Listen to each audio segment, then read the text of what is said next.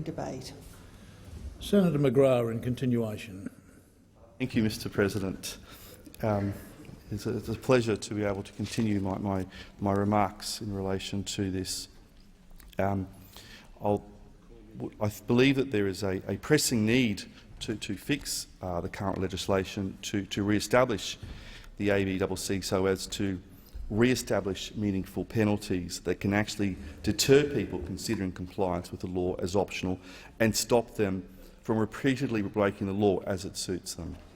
To re-establish an effective building code to ensure contractors that want to do taxpayer-funded work strictly meet all their legal obligations, including laws dealing with worker entitlements, workplace safety and migration laws, and to ensure antiquated practices that only add cost and delay are avoided on taxpayer-funded projects, and remove the absurd restriction on the regulator's ability to enforce the law in the public interest where parties reach a private settlement in their own commercial interests. This is a Labor and Greens imposed restriction which does not apply to any other Commonwealth regulator. The building and construction industry is very important for the Australian economy, not only in terms of the number of people it employs and the number of families that it supports, but it represents approximately 8% of GDP, which is similar, Mr President, to the contribution made by the mining industry. The building and construction industry can be an important source of sustainable, high-paying jobs. That is why it is so important to ensure the rule of law is respected by those in the construction industry and thuggery, intimidation and coercion are effectively dealt with. When projects are delivered on time and on budget, there is more money for more projects. That benefits the construction industry with more work and jobs, but more importantly provides a better return for the Australian economy and the Australian consumer. The taxpayer and the consumer ultimately pay for construction delays and budget blowouts.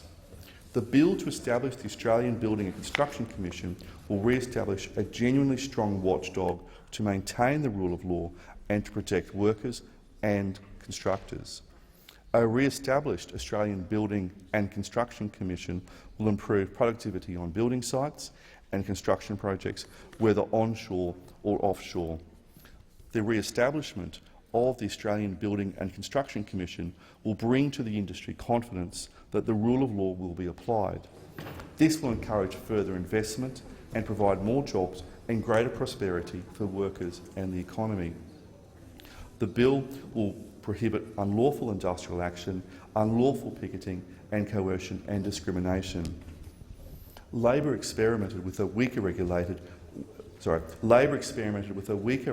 when it abolished the Australian Building and Construction Commission, strung one hand behind the regulator's back, slashed the regulator's budget by a third, reduced its staff complement by a third, and alarmingly reduced the applicable penalties for wrongdoing by 2/3.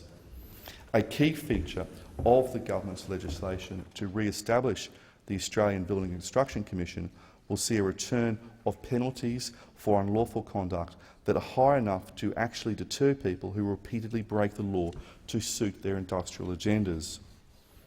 For many years, it has unfortunately been only too clear that the commercial building and construction sector provides the worst examples of industrial unlawfulness.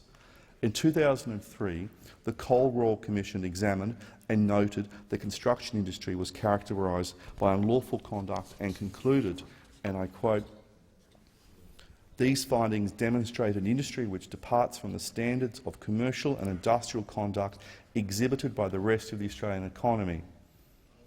They mark the industry as singular, and the rule of law has little or no currency in the WA building and construction industry. The industry is marred by unlawful and inappropriate conduct. Fear, intimidation and coercion are commonplace. Contractors, subcontractors and workers face this culture continuously." The Royal Commission findings lifted the veil on what everyone in the industry had known for years, but previous governments had been unwilling or too intimidated to tackle. The Howard government was prepared to step in and make the tough decisions required to clean up this sector. The establishment of the Australian Building and Construction Commission in 2005 provided a genuinely strong watchdog, dissolved the 1970s-style practices that plagued the industry. It was a strong, specialist regulator that enforced the rule of law applying to the building and construction sector. Even Labor reluctantly acknowledged the need for a regulator and retained the Australian Building and Construction Commission with its coercive powers for its first term of government. It then regrettably abolished the ABCC and replaced it with a weak imitation with a slashed budget. The establishment of the Australian Building and Construction Commission saw a decrease in lawlessness. Site managers reported that for the first time in years they could focus on building rather than industrial relations. Over its term in government, Labor progressively dismantled the powers of the Australian Building and Construction Commission and abolished it in 2012.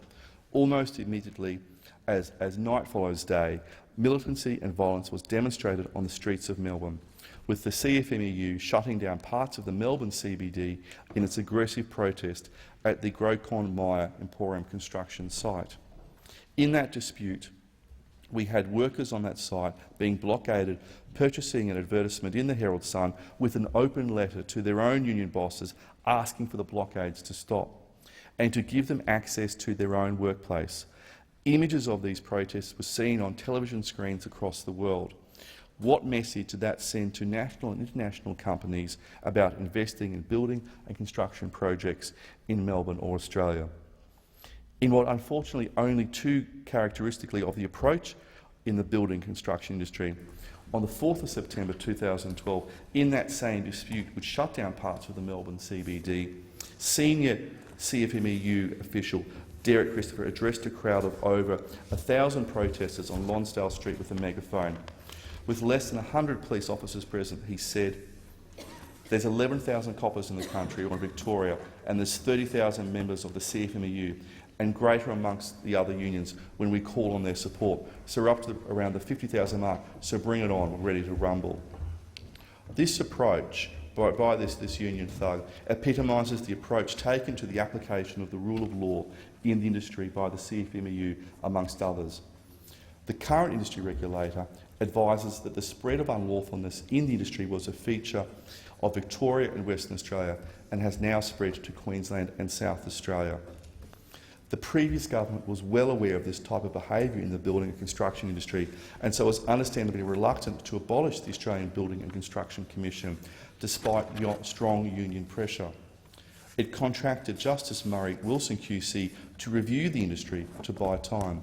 Justice Wilcox recognised the need for and the benefit provided by the Australian Building and Construction Commission, stating in his report that the ABCC's work is not yet done, and it would be unfortunate if the ABC's replacement body led to a reversal of the progress that has been made.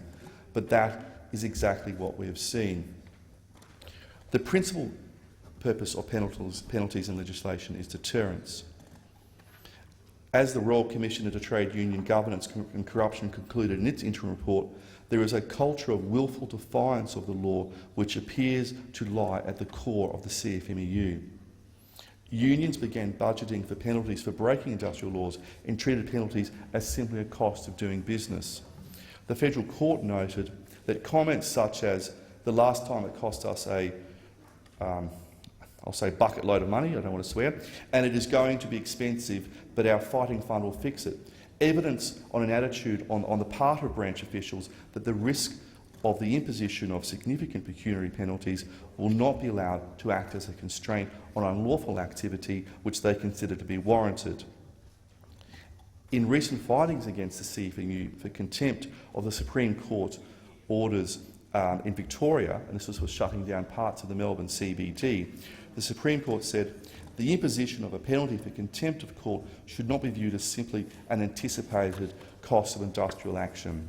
Few things could be more destructive to the authority of the court and to the rule of law than the idea that fines or similar punishment are akin to a tax that, once budgeted for, enable the use of unlawful conduct to achieve industrial outcomes.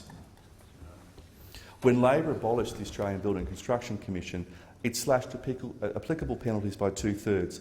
This only made it cheaper for the CFMEU to continue its business model of breaking the law. Even when maximum penalties were still at a meaningful level, the Federal Court said the CFMEU had a deplorable record of contraventions, and that the contraventions are significant.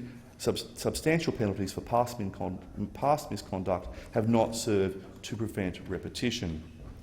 It was a few months ago that the Federal Court handed down yet another penalty, finding against the CFMEU, noting that the CFMEU's continued willingness to engage in contravening conduct supports the view that earlier penalties, some of them severe, have not had a deterrent effect. The Court went on to say, in relation to the CFMEU's contravention, that it bespeaks a deplorable attitude on the part of the CFMEU to its legal obligations and the statutory process which govern relations between unions and employers in this country. This ongoing willingness to engage in contravening conduct must weigh heavily when the need for both specific and general deterrence is brought to account. And, the Court went on to say, not for the first time, the CFMEU sought to impose its will by means of threats and coercion against employers. Its approach was one of entitlement. It was free, despite legal constraint, to deploy its considerable resources in order to achieve its industrial objectives. The concept of the rule of law was an anathema to it. This is not some historical exercise. This is a real and current problem. We mustn't forget the maximum penalties reserved for the worst offenders and repeated offences. It is extremely unlikely individuals are penalised anywhere near the maximum for first offences. In what was the last of the Australian Building and Construction Commission's legacy cases, meaning there was the last case before the maximum penalty was cut by 2/3, the CFMEU was found to have broken the law when it shut down work on a Queensland Government housing project, which would have provided housing for the long-term homeless. The CFMEU proceeded to use cars to block access to the site and abused any worker who tried to enter the site. Workers were repeatedly called scabs, parasites and dogs, plus a smattering of unparliamentary expletives.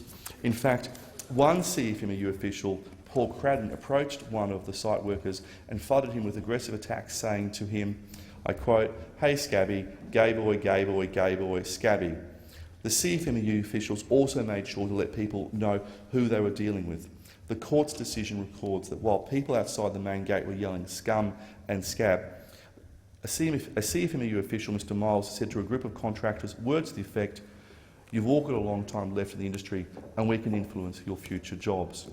The clear implication being, don't cross the CFMEU or we will ruin you, your business and your livelihoods.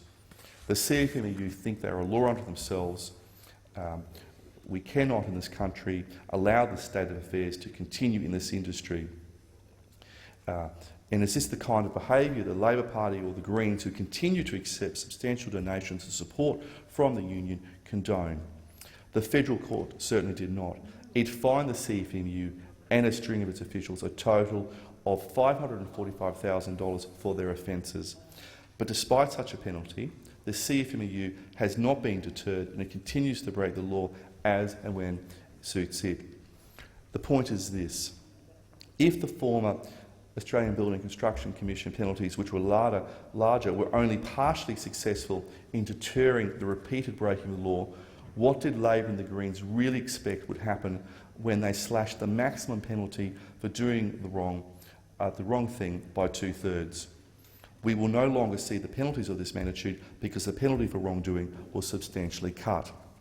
Justice Logan called out the CFMEU for its outrageous disregard for the law and reiterated the comments of other judges and the Royal Commissioner Cole in condemning the union's perverse attitude to the law. In light of this, it is absolutely disingenuous to see the CFMEU founding outrage at the government's efforts to restore lawfulness to the construction industry through the re-establishment of the Australian Building and Construction Commission. The CFMEU pretends that the construction industry does not require special regulation, when it's precisely because of the CFMEU's disregard for the rule of law that special legislation is necessary. If you need any further example, who can forget what John Sector, now CFMEU Victorian State Secretary, said to a crowd of 100 people outside the Australian Building and Construction Commission offices, directing his comments to the public servants working at the Australian Building and Construction Commission. This CFMEU official said, "And just for the task force or rats dogs, whatever they are, and he's referring to the inspectors, the public servants employed by the Australian Building and Construction Commission. Just remember one thing: when this is all over and they don't exist anymore, they've got work elsewhere, we'll remember them, because we know we really do swear a lot, these union officials, every one of them, we will never forget them. Hindering regulatory powers is something that the CFMEU prides itself on. The former Labor government gave in to union demands and abolished the Australian Building and Construction Commission and replaced it with a severely curtailed version of the regulator in the Fair Work Building Industry Inspectorate. As well as this inspectorate having its power substantially curtailed, it faced significant reductions in funding and cuts to staffing of around 30%. Now, Mr. President, in closing, I totally support this bill and the reintroduction of the Australian Building and Construction Commission, and it is certainly needed so we can cut down on the misbehaviour and the bad behaviour of the CFMEU. Thank you, Senator McGrath. Senator Singh. Mr President, I rise to speak on the Building and Construction Industry Improving Productivity Bill 2013 in the hope that it does not pass this Senate, and also to make it clear that why Labor opposes this legislation, which of course forces a return to the draconian Australian Building and Construction Commission. This bill, in seeking to re-establish the Australian Building and Construction Commission, was created in 2005 to theoretically investigate breaches of federal industrial law in the building and construction industry. In reality, it was then something far more pernicious, and its re-establishment threatens no less than that. The ABCC's proposed powers are extreme, to say the least, and undermine this country's very civil liberties. But, Mr President, before I do continue, I must bring to the Senate's attention the consistent ideological attack of the Abbott government upon the working people of Australia, which really goes to the foundation of this bill. The attack by the Conservative Abbott government on working people who organised together to protect their rights is explicit both in this bill and in the establishment of the biased, prejudicial and political witch hunt this government calls a Royal Commission. I will not reflect upon the character of anyone involved in the Royal Commission, although whether the Commissioner can continue in his role due to the clear present biased and political nature of his appointment is an issue worth debating. But instead, I do want to draw to the Senate's attention to the foundational common law case Crown and Sussex Justices Ex parte McCarthy from 1924, in which it was found that justice should not only be done, but should manifestly undoubtedly be seen to be done, and that nothing is to be done which creates even a suspicion that there has been improper interference with the Court of Justice. Mr President, the simple facts of this case are that Justice Dyson Heydon, whilst Royal Commissioner of an $80 million quasi-judicial inquiry into unions and 2 Labor Prime Ministers, accepted an invitation to speak at a Liberal Party fundraiser. He has created, at least, the appearance of bias, and even to the most unreasonable person on the street, he has raised a suspicion that his professional judgment might be unduly influenced. The Prime Minister has described Justice Heydon as the most distinguished person in the legal profession. If so, I then have no doubt that a man of Justice Heydon's distinguished legal experience and expertise knows that he has no other option but to rescue himself from the Commission. I do think that the Commissioner really needs to consider whether his ongoing role in the Royal Commission is tenable. Justice, however, will not be accorded to workers who are brought before the reconstituted ABCC when it uses its reconstituted powers under this bill, compelling workers to suffer secret interviews without legal representation and under the threat of imprisonment if that worker refuses coercion, These powers are excessive, undemocratic and unwarranted. It sounds like something directly out of the Stasi handbook of the 1950s. This bill extends the reach of the ABCC into picketing, offshore construction, the transport and supply of goods in building sites. The new powers are aimed squarely at stopping pickets and including a reverse onus that will require individuals to prove they were not motivated by industrial